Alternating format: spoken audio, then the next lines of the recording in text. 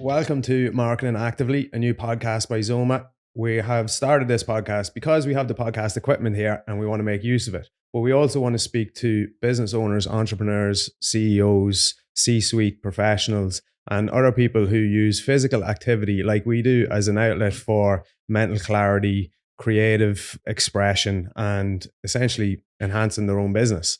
So over the course of the next few episodes, we're going to be speaking to people like that who are very interested and have a really good backstory. But today we're going to kick it off with myself, David, and Richie sitting down and talking about what we've done over the last probably year and a half since we last did a podcast together, since we last did an update on ZOMA. Since then, as you can see, we have a nice new backdrop with our new office in Park Street.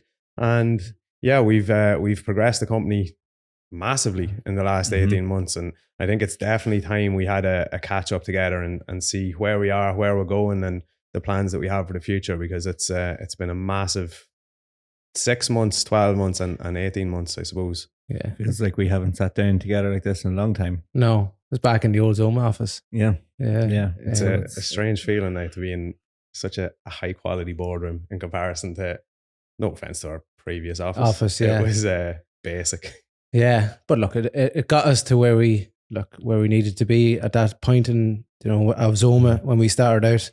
But it's just amazing to think whatever it is now. What are we near? 3 years now? 3 years. 3 years last week. Yeah, probably 2 years out of the old office. So, since when we first moved into it, but it has just been an amazing journey. It has to be. It is it's unbelievable. Like when we started and sat down together, you'd never have imagined it. But what's the biggest? I mean, obviously, I think the biggest thing is obviously our office space now is incredible. And you were you were project managing that primarily. Myself and Chris were still very operational in the business. How did you find that? I've never asked you that. No, yeah, it was a roller coaster, being honest. So we acquired this building back in, I think it was just before Christmas in 2022. And we were at a stage of trying to actually get planning and plans done and making sure that the office was capable for ZOMA, because we wanted to find a unique space for us to grow our brand in. For the people to come into Dundalk and feel at home and feel a real creativity to it. So look, when we took over the building, we started dismantling walls. Me and Chris were in here taking down presses, and as it was a baby shop before we come in. But the kind of things we found straight away when we come in, when we started stripping walls, we were like, oh God, this is going to be a nightmare project. It wasn't a project we kind of would have thought it went on for so long. But being honest, I actually think it made us stronger and probably made us focus more on planning out what we really wanted for this office and how we wanted the space to work. It probably gave us, I think we would have rushed it otherwise, so maybe give us a bit more time to plan how we actually wanted the flow of people coming into the office, to go into our reception, into our boardroom, how we wanted our own staff to work on the upper floors, so it's actually worked very well in that sense. Now, it was a crazy journey, being on site most days and then trying to balance that with working that. But to be here, and then we had our launch party last September, which was amazing, get all our friends, our family, people we work with in, to see what we've done and to really show, look, this is ZOMA now and this is what we are. We're a serious operation, we're a serious brand, and people are really seeing that now, I think, firsthand. And you walk down the street now and people are like, oh, they're the boys from ZOMA, or, you see the ZOMA office and they know what it's about. And even we wanted to create a unique look to the office space. So I remember my dad it was probably when we first designed the outside of the shop front, and he drove by and he goes, geez, that's a bit miserable looking, isn't it? You think he would have put something signage up, or you would have put, what you do up, or that, why is it all plain black and just the ZOMA sign on it? And I was like, that's the whole look we're going for. We're going for a minimal, intriguing, that you're nearly curious, who the hell is that? Yeah. And look, people actually thought that this was a strip club and it was a gym and God knows what other things. I heard another one yesterday. Someone said they thought it was a Mexican restaurant. Well, actually, it does sound kind of Mexican. But it was. We wanted to create that intrigue in the town. That look, who are these ZOMA guys coming into the middle of the town, and what are they about? And look, the amount of times where we drive by a car or like a branded van or something like that, and you're like curious, like, oh, who is that company? What are they doing? Or you're at a show and you see a stand and you don't really know what they're about and you want to go online and look at it. So we were like, that's what we wanted to create, was that intrigue straight away. It's also like something that's just kind of coming to my brain was it's such a contrast. Outside is so minimal, but yet inside is so just blows you away with like, and we were just like taken back by like the Seek Murals Festival, and that really inspired a lot of the reasoning to be like, we need like art in here. We need to be like blown away, and like every customer that comes in is just like blown away by the inside, which is such a contrast to the outside. What you were saying about stripping back the walls and finding issues and whatever, we actually ended up with more of a blank canvas to play with than we thought we would. And like that gave us a bit of freedom then to be able to play with the structure of the space and then give us blank wall after blank wall after blank wall to do something with, which is our specialty, essentially being creative with what we have. And then obviously getting Arthur in to do the murals, I'd say, or the extra artwork in the space just really lifted it. And it's one of those places, because you can kind of see in but not really from the outside, it gets people's attention enough that when they come in then and see what's actually in here, mind-blowing. We're almost, even by the launch party, even though it wasn't even finished by then, there's a lot more has happened since then. We had almost got used to it in a couple of weeks already. It was almost like we were always here. And then we had the launch party and people were coming in complimenting it and kind of stunned by what we'd done. It was a bit of an eye-opener that day as well, to say, wow, we actually have done something quite impressive here. Well, I think the real strange thing about marketing agencies is like anytime you've been in another office or in another environment, none of them have invested in it the way ZOMA has. No. And I think that's a big thing. That's the change since COVID, where a lot of people have, like, agencies have probably gone virtual. Yeah. So that actual in-house experience, you know, of walking into an agency and getting a hands-on approach probably stands to us now since we've moved in here. Like, you probably noticed, I noticed that definitely.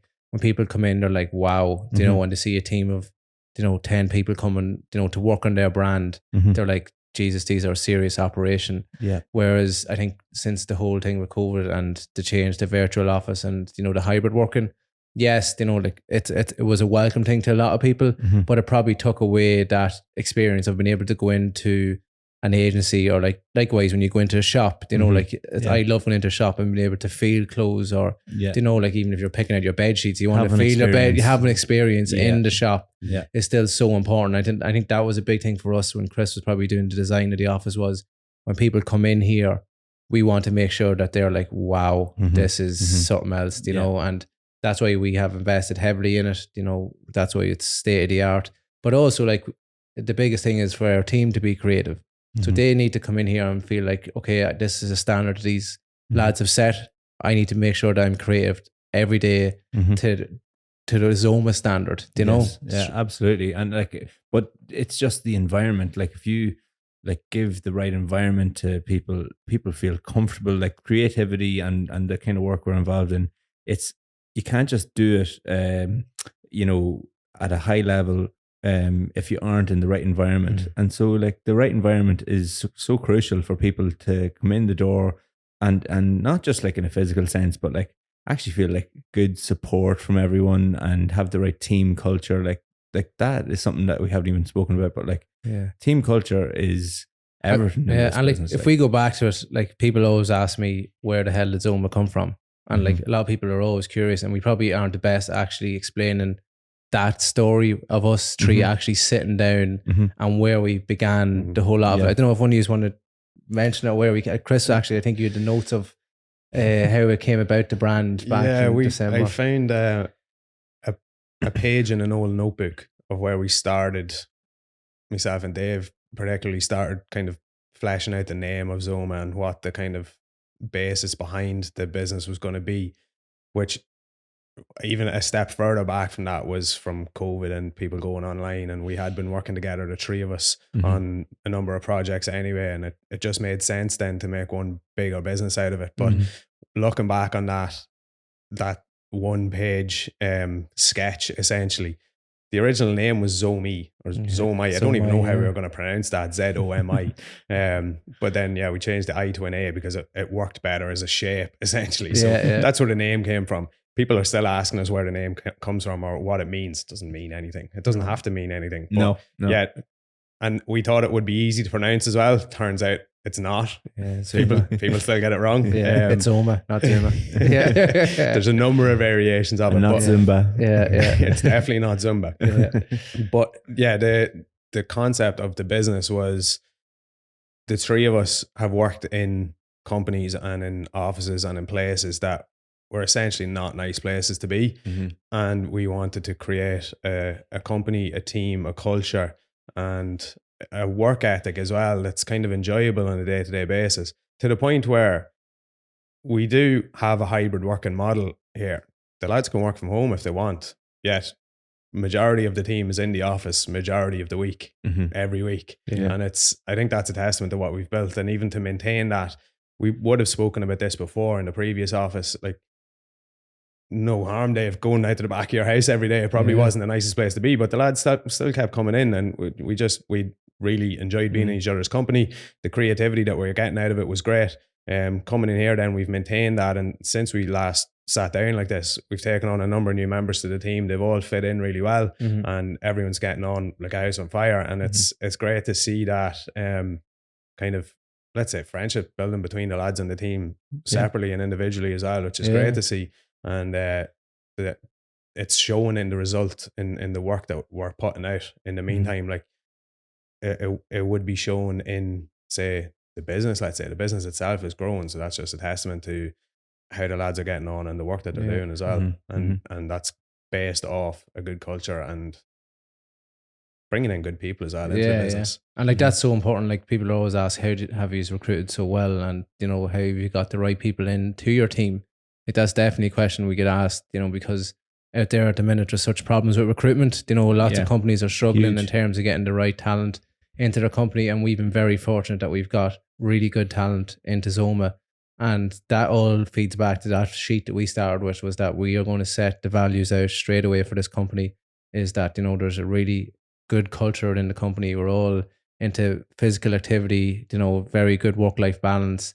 Your mental health is your wealth. That you come into work, that if you're in the best frame of mind and in physical condition, because that emphasizes the confidence out of you, you're going to be more creative, more productive. It just all leads into everything together.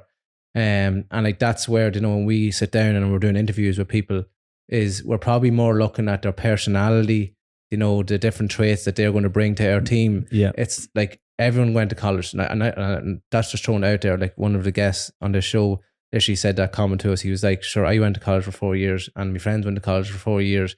Like there's probably hundreds and hundreds of people in that situation. That's not what's going to make you stand out in an interview. What's going to make you stand out is when you come in and be like, look, I love what ZOMA are doing. I love what the team is about. I love that culture. I love all what you're doing. And I'm happy to do something for ZOMA. Like loads of people would come and do like a project and show us a project, but like, look, this is what I could do for you, and sometimes we'd even give potential interviewees a project to do and see what they come back with, because that's the only real way you're going to see, are they going to fit into your team? Are they going to be, the quality of the work, is it going to be up to scratch? And that's so important. So like when we're talking to businesses and they're like, oh, how do you have such a good recruitment policy? I'd probably think, yes, it's probably looking at the person and their personality and, their experience and everything, but it's just, are they going to fit in with the team? Because it only takes one. Probably the biggest question of all, isn't it? Yeah, like one bad egg is going to ruin the lot. It just ruins an office space, So you need to make sure that everyone's all in the one dynamic kind of. Especially when it's something that we've worked so hard to like protect, and like we are kind of a little tribe and a family, and like on our Christmas party, all the partners go. It's very inclusive. Which isn't the traditional, and we're not a traditional company in a lot of ways, But that's where we wanted to get away from the suit and tie, and that was the whole model to get away from. And there's so many times people have said to us that they've followed the same kind of approach we took. Like one of our clients that is going to be on this podcast down the line, Viatel, like they would actually follow the very similar approach to us at the same time period, where they got away from the traditional model in the communications industry. And you look at them, they're one of the biggest ones in the industry now, because they've changed the whole culture. They've done a whole rebrand of the business. And that was nearly looking at us, being like, geez, these guys are setting an example. Let's follow them. And they would say that, you know, when we talk to them, but like, he's kind of opened the door to it in a sense, you know? Yeah. But like, it's funny how, like, and I know the conversation just rolls on. It's funny how the law of attraction really does work, because I find the more that we put out there on social media of us as a business, like our personalities and so on, it's like more of our clients are like tend to be similar to fit. Us. Yeah. You know, and like that is a massive problem the businesses face every single day, is, you know, getting new customers and number two, getting customers that are the right fit for them. Because, you know, it's at the end of the day, a customer it's a relationship, and not all relationships are good. So it's that's something I found really, really interesting. Like, you know, it's just how what you put out there comes back to you as a business as well as just like as a regular person. And we probably, like, at this stage now, we've built them relationships so good that, like, it's bad for us to say it as a marketing agency, but we actually don't really need to advertise at the minute, because our own customers sell what we do to other customers and people that they work with. So like, that's a brilliant thing to be able to say, is that the customers we work with actually are so happy and satisfied with the work that we're doing. They'll refer it on to another business. Well, like, it's one of those things. It's probably different to, like, say someone recommending like a plumber to their friend. I mean, the reason that we get recommended is because, like, we achieve the results for our customers. And like, I think, like, as a business person, you're probably far less likely to recommend a company to a friend of yours who's also in business, because you don't want to put yourself on the line and say these are great if they're not going to, you know, perform and get the results for their customer. You're probably less inclined to actually refer someone on. So it's even more powerful when you get a testimonial or you get a referral from a business person on, you know, like it really does speak volumes about the service you offer, and like that you actually do what you say you're going to do. The impact that we've been making on our clients as well, something that has happened to us in the meantime since we last sat down as well, was winning the overall business of the year at the Loud Business Awards, which was completely unexpected. Absolutely blindsided us while we were ordering around a drink. And that was a real testament to what we've been doing, especially to businesses in the local area.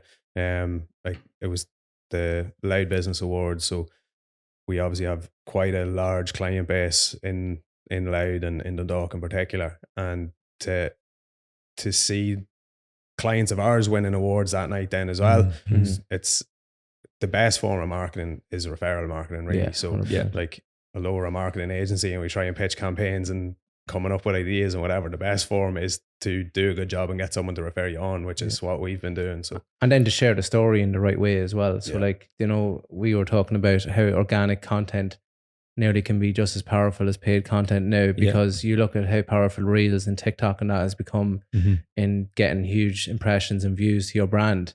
So like, if you actually invest in content properly and tell your story properly, you actually might need as much paid advertising then because of that. Yeah, absolutely. And like, it's funny, like we just had a meeting with a customer this morning, and like, it just never ceases to amaze me. But the amount of customers that we deal with that really need so much consultation and direction and help when it comes to like content in particular, because we're in an age now where, you know, content is in different mediums, be it social media, for example. It's very much here today, gone tomorrow.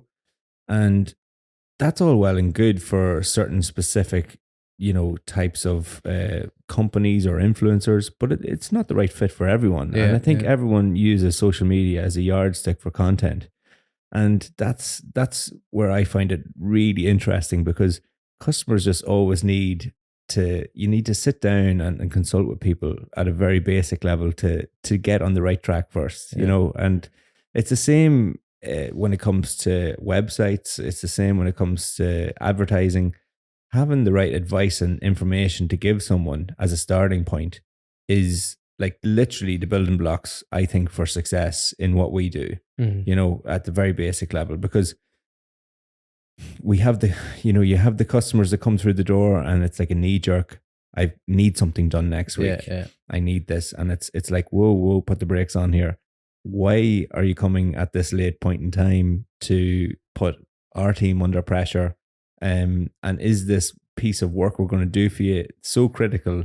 What's the return you're going to get on it? You know, you're always like, thinking of the end value. You're always thinking of the end value, you know, the long game. The long game, you know, and so it's yeah, I always find that so fascinating, you know, the different dynamics of like how businesses think about marketing and but I think that's something where we stand out in is probably our honesty, and maybe sometimes our brutal honesty when it comes to clients. So like there's so many times a client could come to us and be like, look, I need my website updated. I need this done or that done. And we'd come back and be like, no, hold on a second. You need to, you know, backtrack and go back to, you need to get content done first because your imagery, your videos and all that are pathetic. You know, like you aren't representing yourself in the right way. So instead of us being like, oh yeah, come in, we'll do what you say you want, we'll nearly flip it and be like, look, if it was us controlling your company and we were your marketing managers, this is the approach we would take. So we'd scale it all back, and they'd be like, oh, because we're not just thinking of the short term when we bring a client on at ZOMA, we're thinking of the long term for them. You know, because we don't want to just come in and be a quick fix for companies, because there's no buzz or joy in that. Like how we've grown is we've a saying here is like, you know, we'll grow alongside our the people we work with. So as they grow, we grow. So like that means we'd rather be thinking of the long game and seeing you grow from, say, a startup brand or like say a couple of people, whatever it is, to you know, a large firm with 10 plus people and making a lot more revenue. But we are there, which is, you know, and guiding is in the right strategy towards that. And like that's a big thing with content, because people always coming in and be like, oh, I've throw this out on social media and be putting up shite, you know, like posts and stuff. And you're just like, it just do your head in. Like, you're just like, you may as well be doing nothing. It's actually worse, you know, what you're doing. So like, even on that, like, so like people would be like, what way would ZOMA do content differently to other people? Like, you know, if you're on a shoot, like what would your day of a shoot look like? Or, you know, like setup and planning and all that goes to it, like to, you know, like there's so much involved in a shoot plan. There's so much involved. The day of a shoot is generally, I, from my point of view, planned quite well so that it's very coordinated. I think that's a key point that you're about to gloss over is the plan. Well, I wasn't going to, because like this is what, you know, I'm not going to jump ahead of it. But the reason that the day of a shoot it goes sort of in a very scheduled, controlled way is because, you know, we've had a couple of sit down meetings together or meetings over Zoom or whatever, and like it's very specific deliverables, you know, and like I know exactly what the customer is expecting from me, and they know exactly what they're getting from us, and you know, it's just very transparent, because there's just too many variables when it comes to content, and people think I'm probably a bit pedantic when I meet with customers, but there's probably just too many variables. So you have to really understand what they want and what they need, and maybe giving a bit of direction, as you were saying there. Sometimes what a customer thinks they need, actually they don't. It's just they're on the wrong track altogether. So it's just, again, that consultation, agreeing on deliverables, and making sure that, like, you know, everyone is on the same page. And from there, it really kind of makes a lot more easy for us as a business to be like, right, okay, this is all the deliverables. This is how they're going to be distributed. And, you know, I know exactly how the editing process is going to happen after that. So it just makes everything way more streamlined.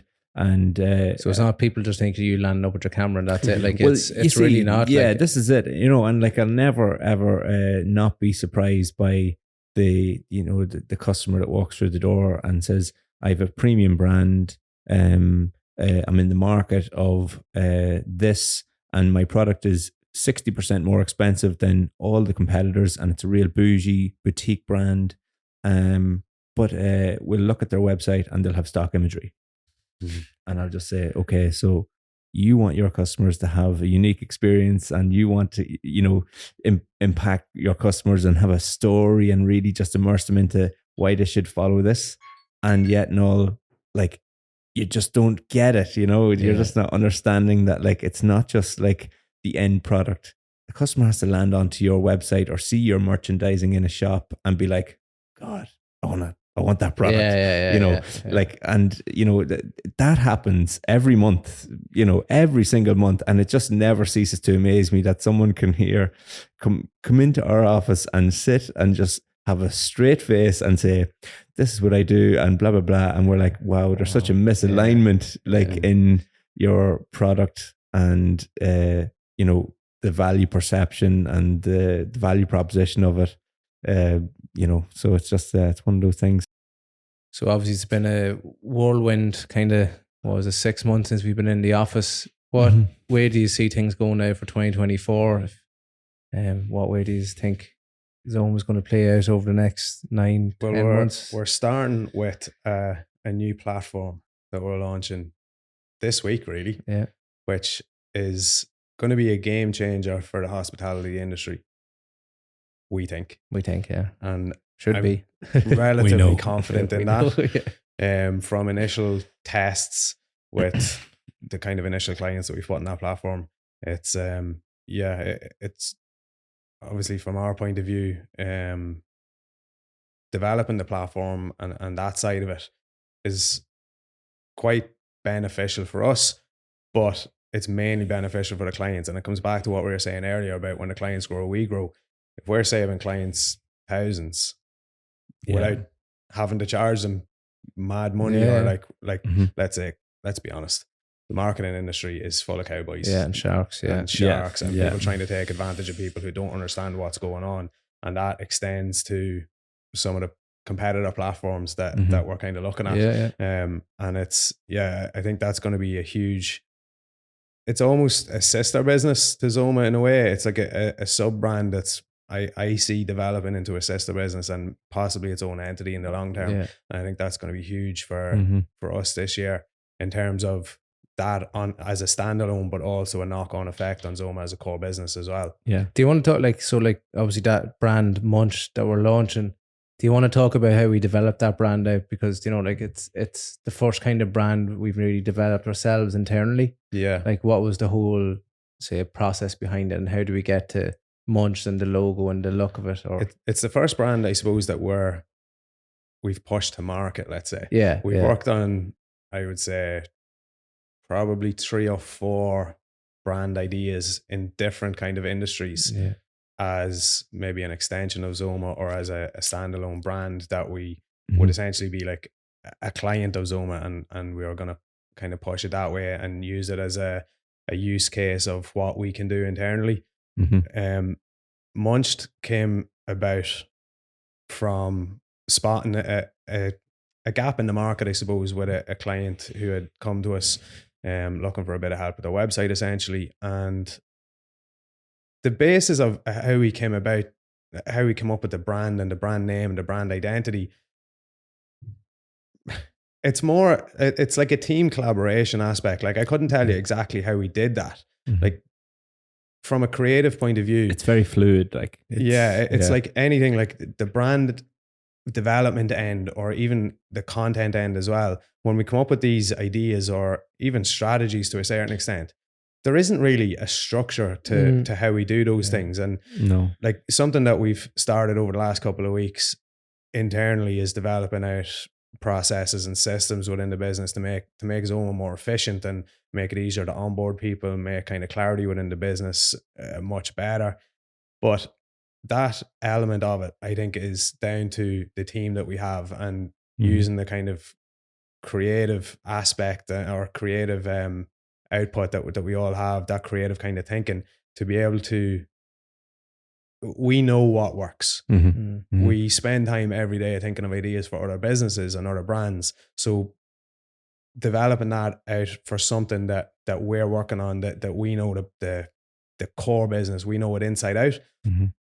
It's much easier than trying to kind of learn someone else's business and then come up with ideas. Whereas we sit around the table and we say, okay, this is the business that we're trying to promote here. This is what we want to do with it. And trying to find something that essentially, like ZOMA, it's a catchy phrase, a catchy term.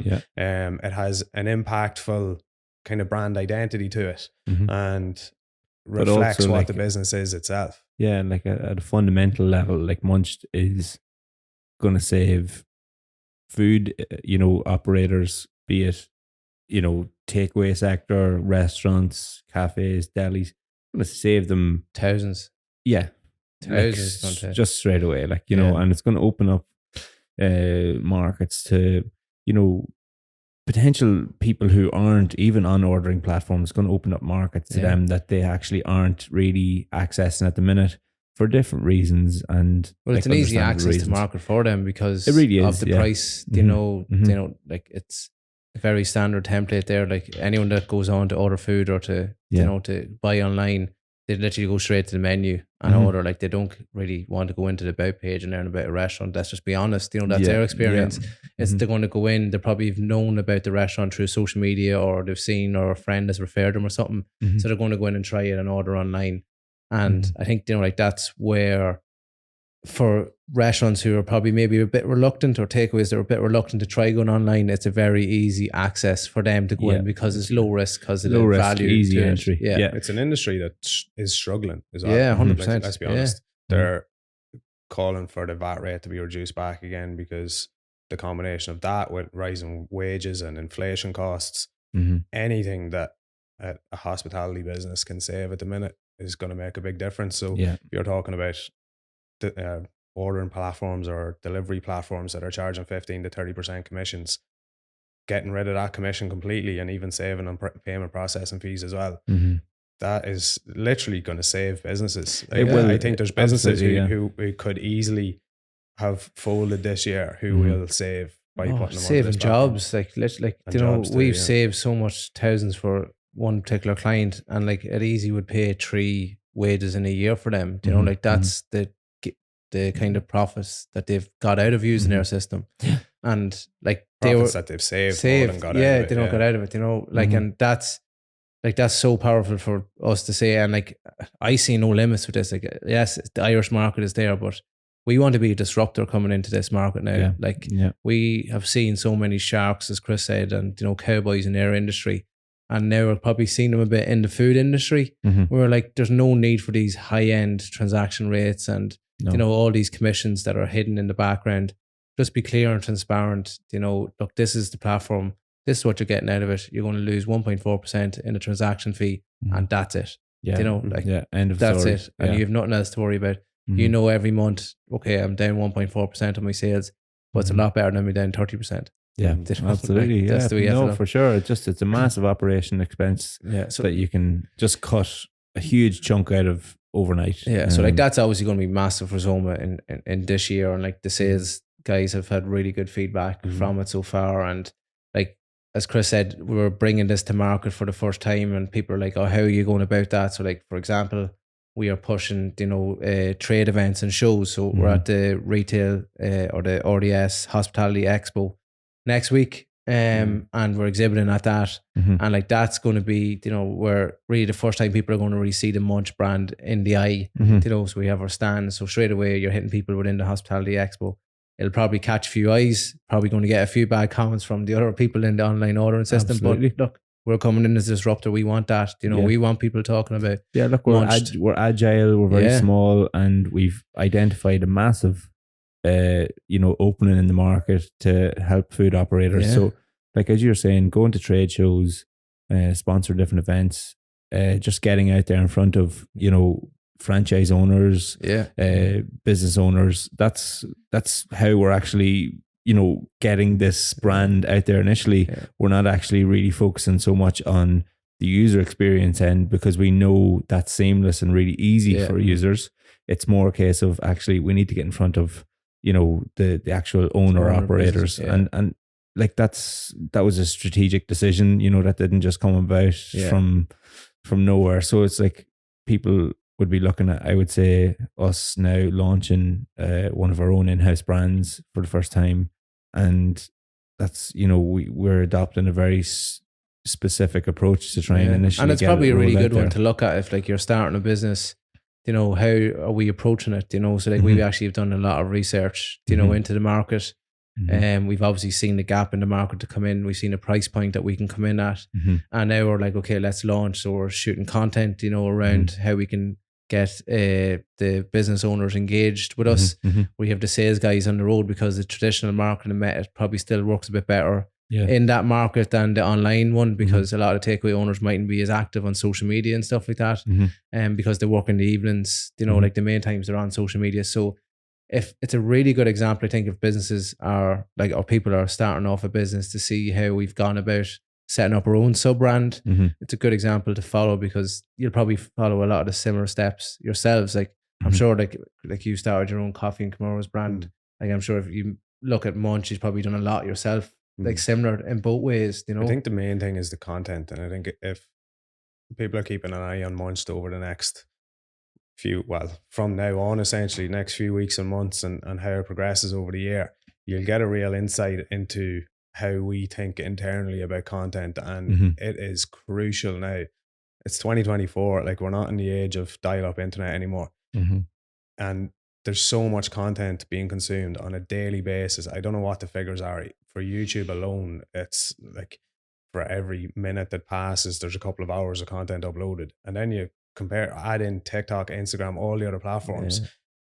People can kind of get caught up in, I think I'm being too invasive and whatever. You have to be. You have to grab people's attention. You have to put out hard-hitting content with engaging hooks to get people to pay attention. Otherwise, they're just going to swipe and look at the next person. So there's never too much content in the kind of current era, let's say.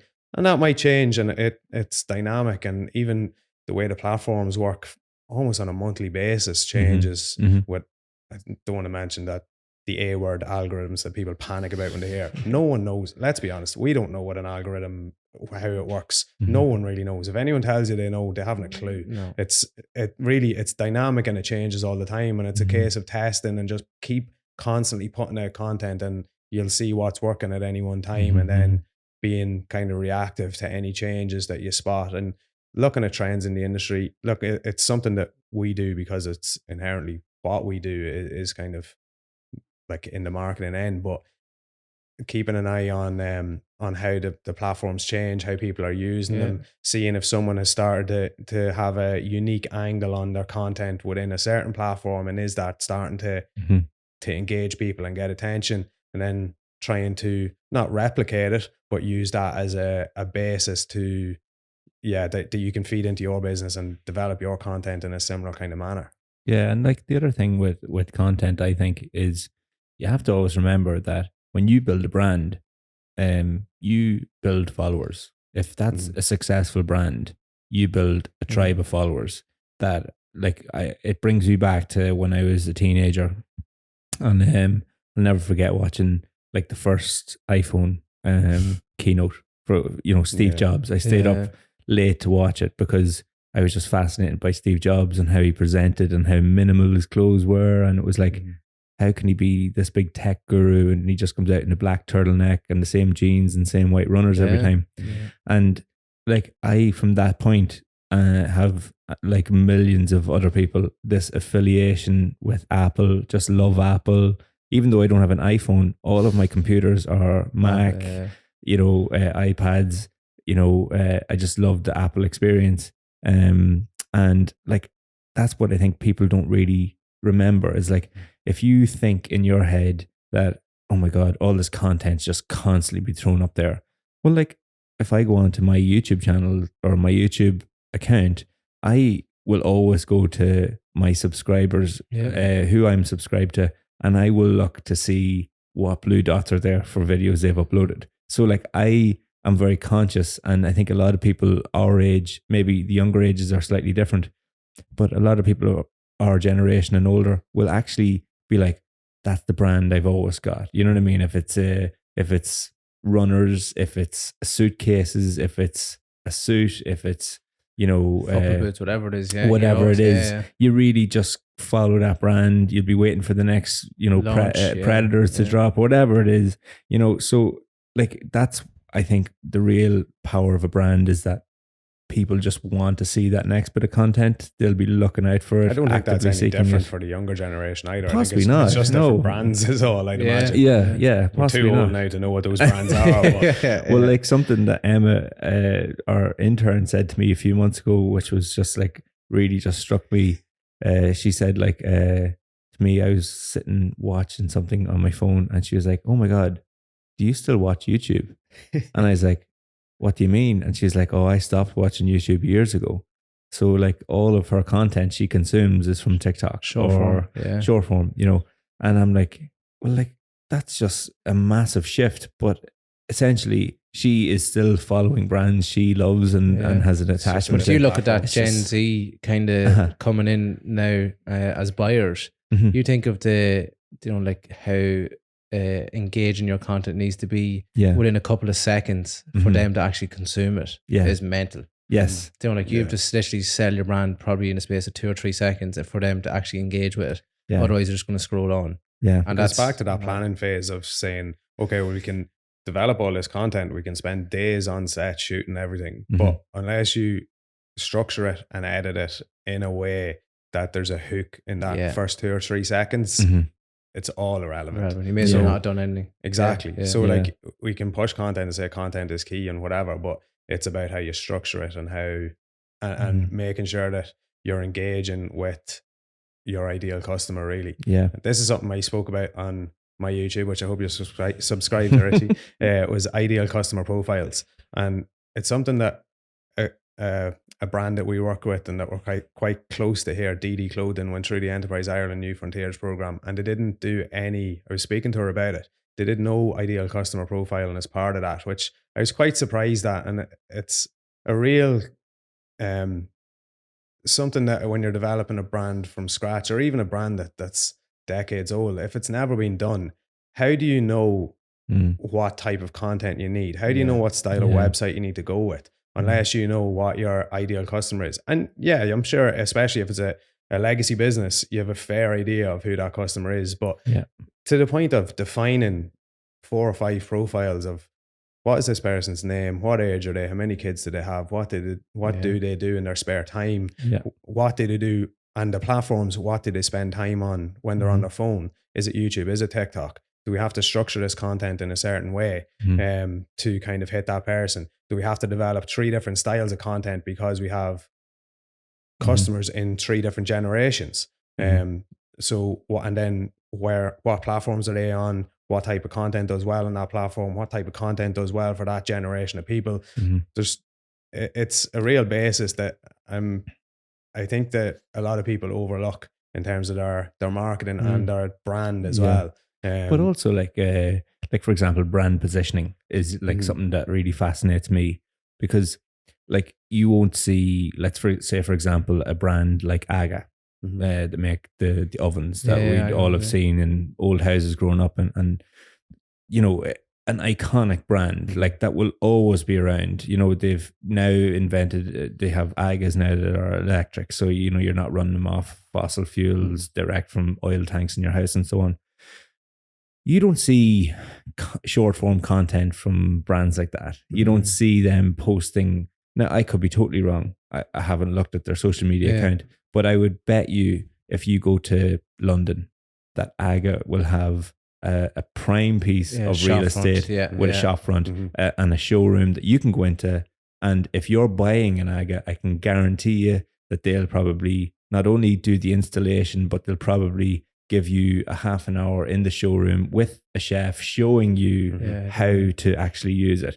And I think it could be like an exclusive retailer even as well, you know, that kind of way that could be able to sell them as well. Exactly. So it's like, it's all brand positioning. And so like there's a massively successful company that doesn't need to have maybe the short form content, but needs to have the ability to offer customers a real experience and an experience that customers can only get in certain parts of the world. But that's what it is. It's customer experience. Even the content end is a customer experience in a different channel. That's all it is. So like if you think about physical versus digital, it doesn't matter. No, it's the customer experience at the end of the day. So if you're running a direct to consumer brand, if you're purely e-commerce and you don't have a physical retail location, doesn't mean you can't provide a customer experience. It could be like Apple's unboxing experience.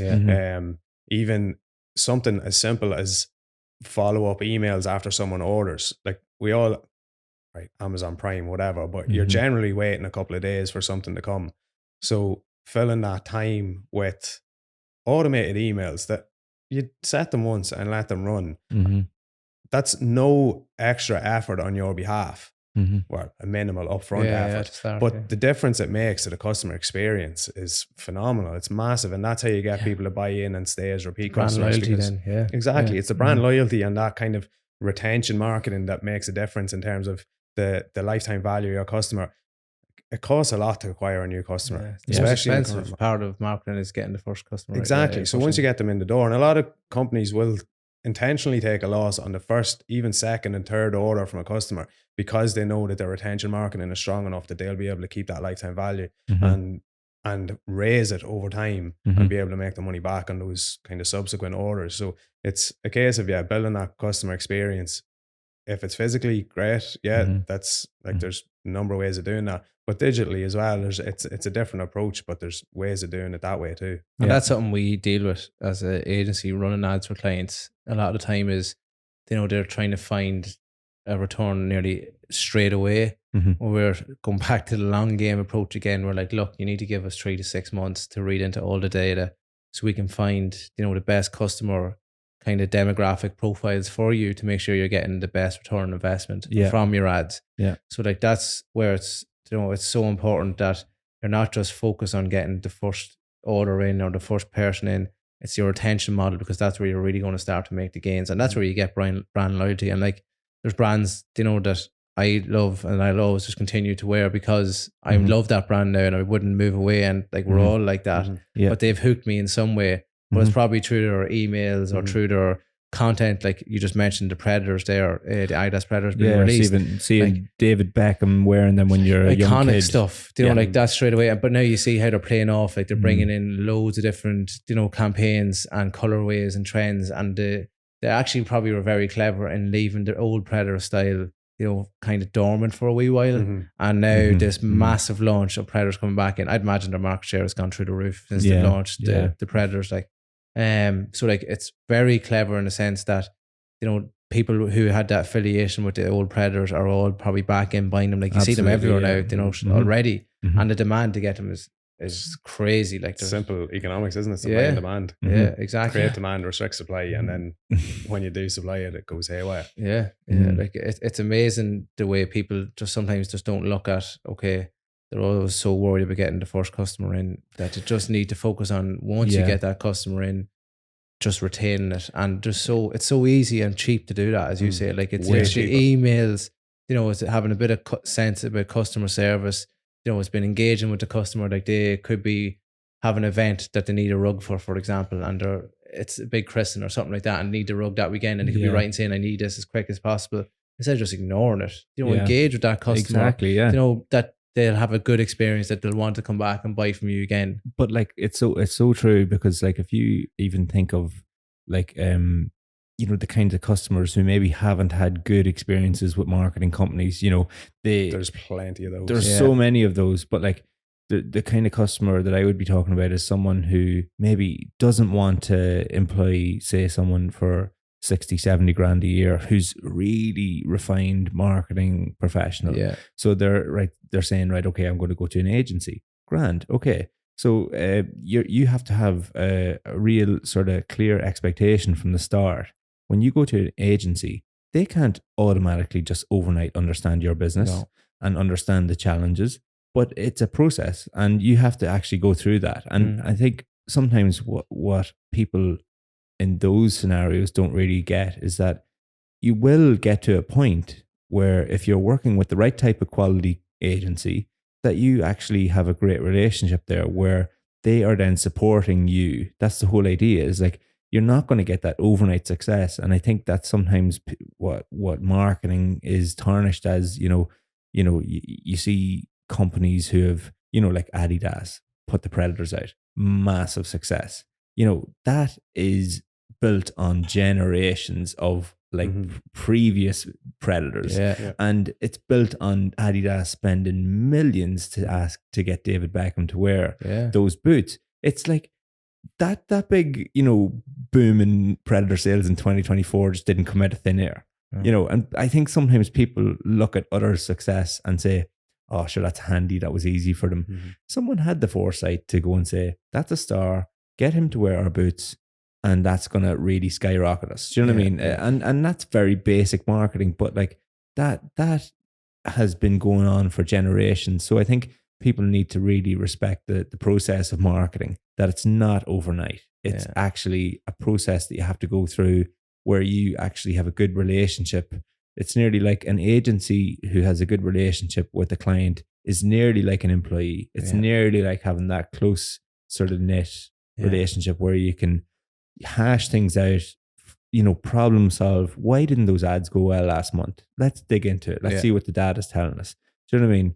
Was it midterm? Were parents away? Was it a bank holiday? Just after what's happened? Has people's cash flows and their budgets diminished because of some other reason? And even the economy. Is it economic? So it's really just, you have to just, I think, really look at the long game. And that's something that really stood out to me. And from even our like podcast you're touching there about working with an agency. Yeah. So like that's straight away something that we would be very powerful on here in ZOMA, is that no matter what person you're dealing with within ZOMA, you're getting the right experience in dealing with them. And that's probably something that, we've brought in as a culture on recruitment, is that they need to be approachable, because you don't want to be working with an agency and you're emailing them and WhatsApping them, whatever it is, and they're just not getting back to you. They're just ignoring you, and they're like, oh, there's the monthly report. Bye. We're not going to do anything else. Like, that's not the way we go in. Like, we'd be looking at the reports, we'd be saying, okay, let's see, is there certain kind of things that are really jumping out to us that why it's not working, why it is working. And there's times where we've gone to clients and been like, look, ads aren't for you.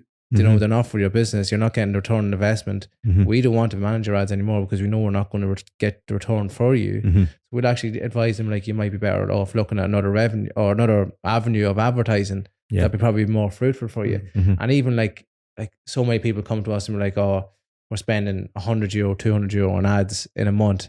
And we're like, are you actually, like, you're competing with Amazon, you're competing with all these companies out there online. Like, how do you expect to spend that in a month and get a return that you're probably looking for? Yeah, and you're also advertising a product maybe that's just not going to give you the value return for the spend. So it's like, it's never going to actually make it worthwhile for you doing it this way. It's like looking at the value of your product as well, isn't it? And being like, to make this make sense, I need to be spending like this much to get a return, and at the minute I'm way overspending.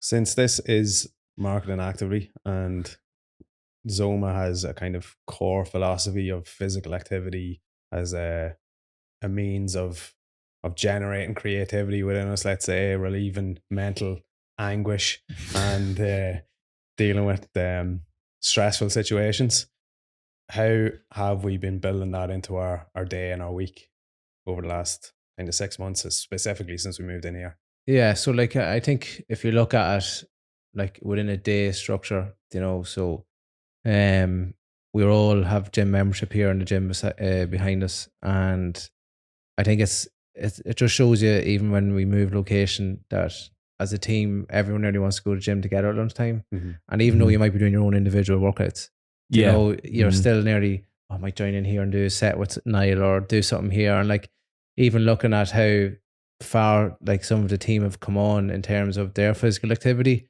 Like, I remember when Ewan started out in Fred's functional fitness, and like, that was probably hell week for him, whereas it was maybe hell 6 months rather where it probably still is maybe for him on certain days. But you just see how his whole mentality to fitness and that has changed, and he's as active as any of us now in the gym. Like, he never backed down once, in fairness to him, in that whole period. No, he's got a great attitude. And even now it's gym every day at lunchtime. And he's almost pushing us now to go. I'm like sitting here some days, I'm like, I'll leave it later on, I'm training tonight, and then I'm kind of sitting watching the boys go down to the gym at lunch, going, why am I sitting here? Like, I feel like I should be down there too. It almost guilt trips me into going, no, just go with them. And even since like Peter's come in, like Peter's going along with you and as well, like, so they're creating that relationship of going together and absolutely, like it's such a nice thing, and it's such a good thing when you come back into the office. I found afterwards, you might go and do a bike row ski class, or you might go to the gym and do a session, or you're doing Freds or whatever.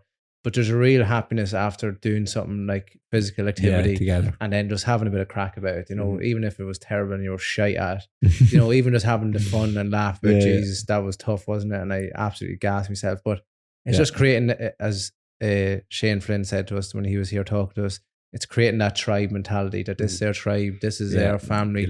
You come in and touch us, or you come in at us, we're going to fuck you up. But it's like that. We're trying to build that culture here of this is a team that you want to be a part of and like to be a part of. And we all look out for each other. Yeah, exactly. Like that's what we want. So like definitely that physical activity. And like people are always like, oh, these are always physical activity. It's about going to the gym and absolutely busting yourself. No, it's not. Like, there's times there Fiona would just go out and have a walk, and that's her physical activity. She's happy with just putting on her headphones and doing that. And that's her release. And could be taking the dog for a walk. It could be going for a swim. It's any form of physical activity. Don't think we're just big, massive gym maniacs or fitness fanatics. We're not. We just want to promote a certain type of physical activity, whether that is just going out for a walk or cycling a bike or whatever it is. That's what we want, because it's only going to have a good result on you mentally and physically. Yeah, for sure. Like two people that I in particular look up to, and I know you do to a certain extent too, Dave, is Ollie Marchin from Marchin Athletic and George Heaton from Represent. Those two guys have, obviously, Ollie Marchin's business is fitness, whereas Represent is a clothing brand. Yet George Heaton has kind of built this physical activity, this active mentality into kind of his brand and extended that into the clothing brand as well.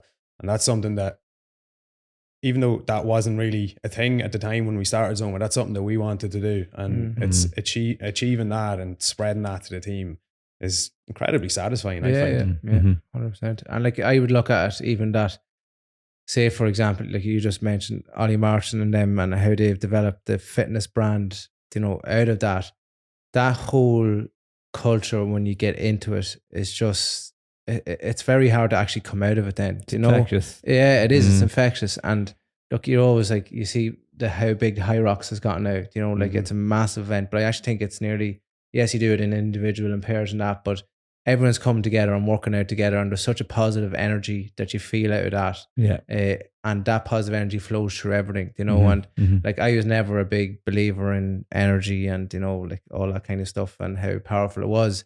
But it's really only when I got talking to Shane Flynn and other people that I've like, wow, there really is something to it. Broadened your it's really broadened my perspective on it, is that, embrace that energy and how important that is, into a room and to an environment and everything. It goes so far. And like, I'm sure you have felt that energy within us. Yeah, no, I predominantly would train in the evenings with Megan. So we'd go up to Felda, and like, even though I'm not training with you guys in the evenings as such, it's like, it's just hard to describe. There's never a time when you leave the gym and you don't feel good. Yeah. So that there's something to that. Like, and it is an energy thing. It's a hormone thing. Yeah. Your body needs to move, unfortunately, sometimes we're in the office for a day where maybe you're not getting as much activity just because you're at your office, you're doing your work, whatever. But when you come out of the gym in the evening or in the afternoon, we literally talked about this yesterday. Humans were born to move, like they were built to move. Like we've developed a sedentary lifestyle. Yeah, like humans were never made to sit like at desks or like the way we are now. Yeah. That was never. We're sitting in an incredibly unnatural position. Yeah, so like we were made to move. So like surely that's only going to be a positive effect on your body is moving. Like so sure. Like that's the way we were programmed to build. We were probably built to hunt and to farmland or whatever it is. Like that's literally what humans should be doing. If you're not doing that, that's going completely against their dynamics and structures. And that's having a negative effect, I'd say, on you. Yeah. So we'll fly into our quickfire question round. So we have 10 questions here that hopefully we can get some in-depth and kind of fun answers out of the three of us here. So first question, so I'll pitch it to Chris first. Favorite holiday destination? Is this one I've been to or one that I would one like you've been to? Barcelona. I am obsessed with that city. I just think it's the coolest vibe of a city. Yeah, I'm not surprised you said Barcelona. I know you love Barcelona. Richie? For me, it's very boring, Lanzarote, but it's not boring because that's where we went on honeymoon. So I just loved that time together. So that's why. Yeah, I was literally going to say Lanzarote. We were literally on in Lanzarote there last November, and it was such a nice family holiday we had together. I don't know if it was the time of year we just got away. Yeah, I don't know, November when there's sun, but it was an amazing 2 weeks. So like Lanzarote definitely stood out for me. I have other ones where I've been, but just for that reason that stood out. Chris, favorite gym exercise?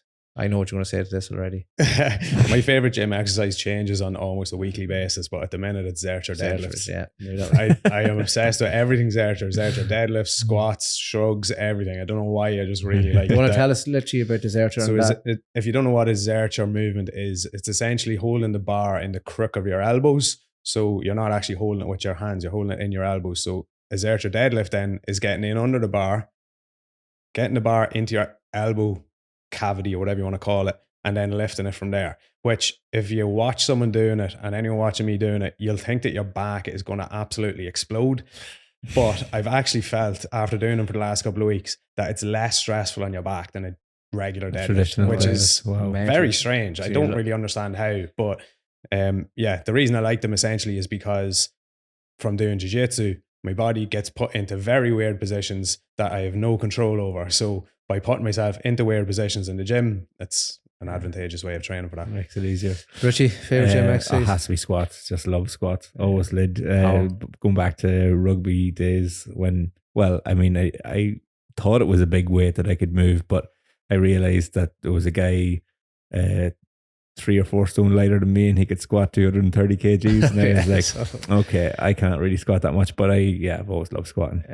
Deadlifts would be my favorite because it's just so progressive. You know, you can constantly add weights as you go on, like you or just really get into clean and jerks. So it's something nice about the power and speed dynamic of a deadlift. Is definitely be my favorite gym exercise. Next, who was your childhood idol? Sorry, Chris. Childhood idol. This is a weird one. Michael Owen.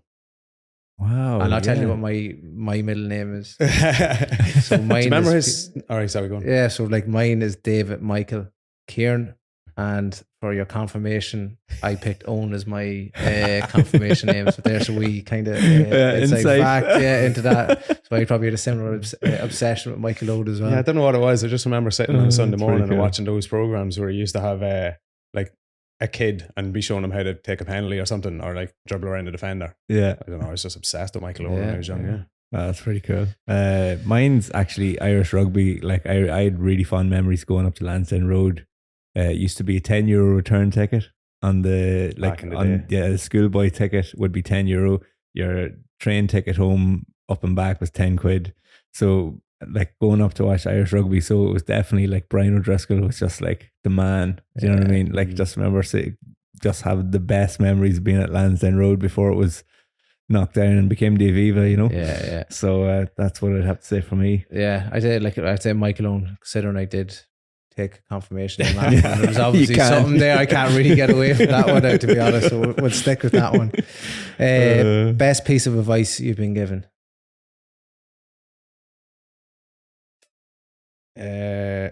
This isn't very quickfire. Make a 1% improvement every day, whatever that is in every area of your life. 1% better every day compounds over time. Yeah, that's really good. Yeah, I would have to say it's not like a one-liner or anything like that, but just like being in the moment. When you're living here and now, you actually can't be stressed or worried or anything. If you live in the moment, just to take it in, enjoy it, be present. That's probably the best thing I was ever told. Yeah. I definitely think for me, because probably my dad would always have said that people will buy from people, and seeing how he grew his business as I was growing up, and his relationship with people and how that worked. I think that fed into how we saw, like I saw ZOMA growing, was to make sure that we have that relationship with people. Yeah. But definitely I think advice wise was definitely that advice is, if you're good and honest with people, that's going to have a natural effect on your business growth and relationship. Very Chris, what day in your life would you relive? Oh, I'm gonna get soppy here. Proposing to Emma. They had to say that because she's going to be watching this. That's pretty cool. I'm not far behind you. Wedding day was the best day of my life. Yeah, I just haven't got there. I know I haven't had bambinos yet or anything like that, but no. Me and Fiona actually had this weird conversation when, like, our wedding day, we probably wouldn't put up as one of the best days of our lives. You know, like we have loads of other days where we. Jesus, your wedding day is one of the best days of my life. I know, yeah. We literally were like, we'd actually probably put other days ahead of it. Yeah. Like in a strange way, I don't know why, but we just would. But definitely our best. It was the better for child to Indy, so definitely go back to that one again. Favorite song to relax to? I don't have a particular song that I relax to because all the music I listen to, you can't relax to. But I've started listening to like smooth jazz. Nice. Just pan out, put on a bit of piano or a bit of jazz flute and chill out. Love it. Spa music. I'd be a bit same as Chris. I'd find it hard to name a song, but like I love when you go to the cinema and like you're at a movie that you are enjoying and the music's just unbelievable for that movie. Yeah, it's just, it never stops to blow my mind, you know. What about you? I love Drake's Take Care album, one of the OGs back in the day. So like I literally just could zone out and just listen to that. Like that's just me. And definitely to relax to just stick on a bit of Drake. Class. Chris, so your most influential person in your life? Ooh. I love how we start with him first. Takes all the pressure off. I'd be like, oh, that's a good answer. I'll copy it. The most influential person. Can I say myself? Yeah. Mm-hmm. Is that selfish? So yeah, personal answer. Like I use myself as a motivation. Like my self progression. Trying to maximize my potential. So like myself in the future is an inspiration to me in a way. Does that make sense? Yeah. That's a good answer actually. Yeah, it's cool. You do that like that. Yeah. Soppy. I knew. Big soppy Richie. Softy. If anyone doesn't know Richie is the soppiest romantic person going. Oh, definitely my wife, yeah. Oh yeah, Megan's just, Sorry, Emma, I meant Emma. For me, like I would have said Fiona is probably the most influential person to a point, but now when you have a child, I think they influence you so much now that, you know, you're thinking ahead of them and their future and making sure that they have that down the line, that you can do the best for them. So probably right now, that's probably the most influential person to me is my child. Oh, that's cool. Because, you know, like, you're obviously caring for them. Chris, what do you hate most about running or working in your own business? Do I hate most about it? Not being able to sleep. It has a massive impact on my ability to sleep. Yeah, that's probably the only thing. But the pros outweighs the cons. Yeah.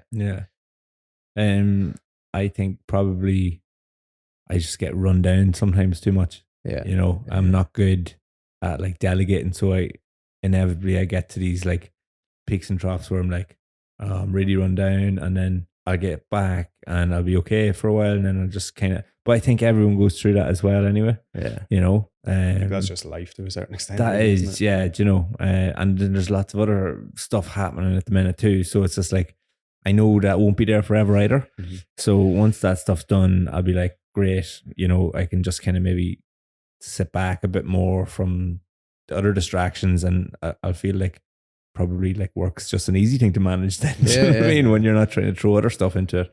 But that'd be me. But what about you? I have a really easy answer to this question. Paying tax. That's actually a good one. The number one. Don't even need to explain that. Everyone knows what that is. That is that. Flip side of that then, what do you love most about running your own business?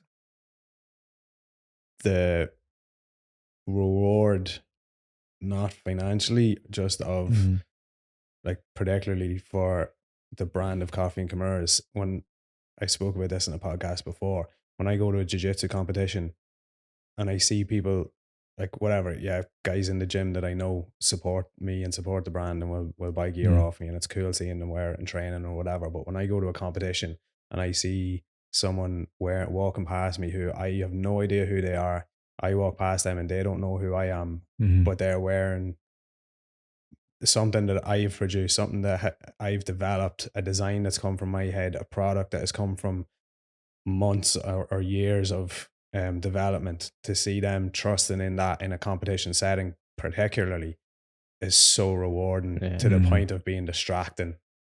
Like that's, I'm using that as my excuse for my performances in my last few competitions, but it's just it's such a, I actually can't describe that feeling. Like it nearly makes me emotional. Even seeing like people in America will tag me in pictures of them wearing Coffee and Commerce gear in competition, and it's just the most incredible feeling. That's so cool. That's so cool. Richie, what do you love most? What do I love most? I mean, like, I think we can all say that we worked in things that like didn't necessarily suit us as people and stuff like that. So I like would be very thankful that I, for the most part, really look forward to Monday. I never have a weekend where I'm like, oh Jesus, and Sunday night. That fear or whatever, or escapism. Whereas like 10 years ago, you'd be in your job and you'd be like, oh, I'm just not like happy or whatever. So the weekend would come and you'd be out and you'd be like party and have the crack, and then Monday come around, you'd just be hating it. But that's definitely something that I don't take for granted, because I just had miserable years where I was like, oh, I was not happy. So finding something that I remotely like and can say, look, I'm happy to do this until I'm 60. I'm happy. Do you know what I mean? So that, I think that's a big thing, for me. Yeah. For myself, I think it's probably in the reward side as well, but it's just seeing people are so happy working at ZOMA.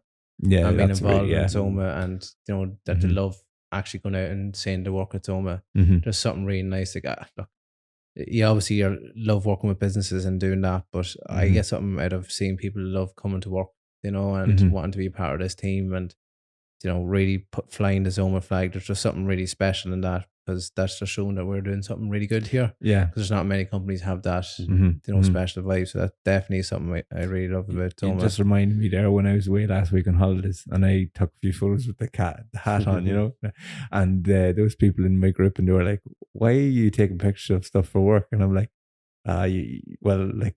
you don't really understand. I can't really describe it, And like, as I asked them, as I got to know them through the week, I was like, "Oh, what do you do for work?" And like, none of them liked what they did. It's like, count yourself lucky. It's even like I have the ZOMA socks on, and the men people that are just happy to be out, saying that they have the ZOMA socks, and it's such a cool brand to be associated with. Yeah. There's something so cool with that. Yeah, it's so cool. It is. Yeah, they're also incredibly comfy. Oh yeah. Anyway. So last question, really insightful one, I think, to a lot of people is, if you got 100,000 to invest in your company, what would be the first thing you do with it? You did mention this to me earlier that it was going to be asked, and I didn't think about it, and I probably should have.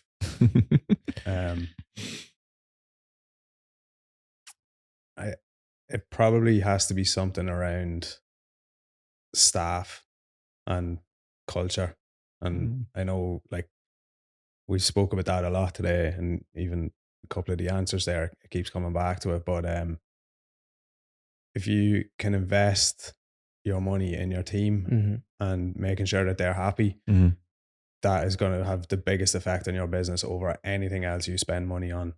If you have a happy team who are happy to come into work, happy to do what they're doing on a daily basis with small little, it doesn't even have to be advantages, it doesn't have to be monetary bonuses, little things that make life comfortable and fun, essentially, in the workplace. I think investing in your team is, because when you're hiring someone, obviously there's a cost to hiring, there's a cost to training. The knock-on cost of that person leaving the business, obviously, like, you want people to stay in the team, but people are going to progress in their career or whatever. But if you can invest in a team and in a culture where people stay on, it's a much more enjoyable place to work, and it's beneficial for the business long term. What would I do with it? I'm such a gearhead, like, I knew it was going to be big shiny camera. I'd probably, Arri Alexa. I'd get, proper high-end cinema camera would be part of it. And I wouldn't be far behind you now, actually. I think, having a motivated team, a happy team is so important, because like, I think some people might look in on ZOMA and think, that's a really fun place to work. That's and sometimes people think fun goes with easy. Yeah.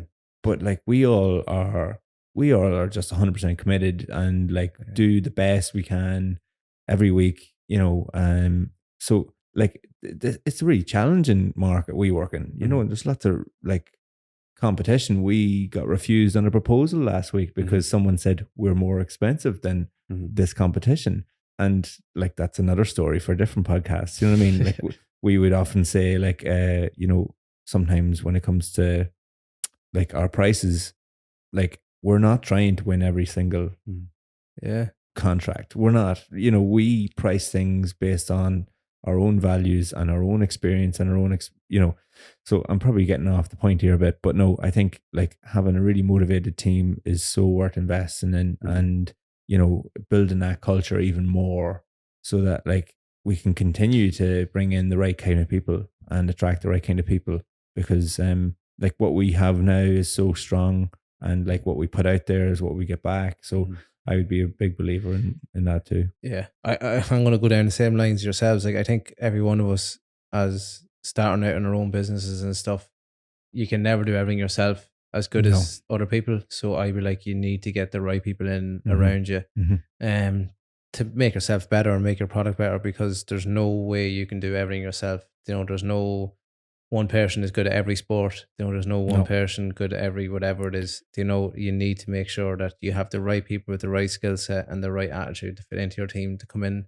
So I would like make sure you invest in your team and your, as Chris said, your culture and everything. Yeah. And also I think there's a part of, it depends on where you are when you get to 100,000, investment. It could be that you're at a stage where you need a system brought in, to help you grow, or if you're only starting out, obviously it's probably just trying to get up at marketing and stuff. So I do think it's probably where you are in your stage of your business is very important as well to where you'd use it. But I still think no matter what stage you're at, probably investing in people is going to be the biggest reward from it, 100%. And we're probably the fruits of that. We can see how successful it's been to us across the board. So G-Wagon company car would be nice as well. Though. Yeah. Nice branded one. Pink G-Wagon. Yeah. I don't know if 100 grand would cover it though. You get the wheels for it. Yeah. But no, look, that's our episode of Marketing Actively, and thanks for tuning in. Be sure to subscribe to our social channels and to our YouTube channel. We'd have lots of other podcasts on this channel over the year from some of our clients, some people in the industry, fitness fanatics, all this kind of stuff. There's going to be a whole mix of why being active within the workplace is of so much benefit to you and to your company and to everything that, in life really. So thanks for coming and watching us. And as I say, we'll see you again soon.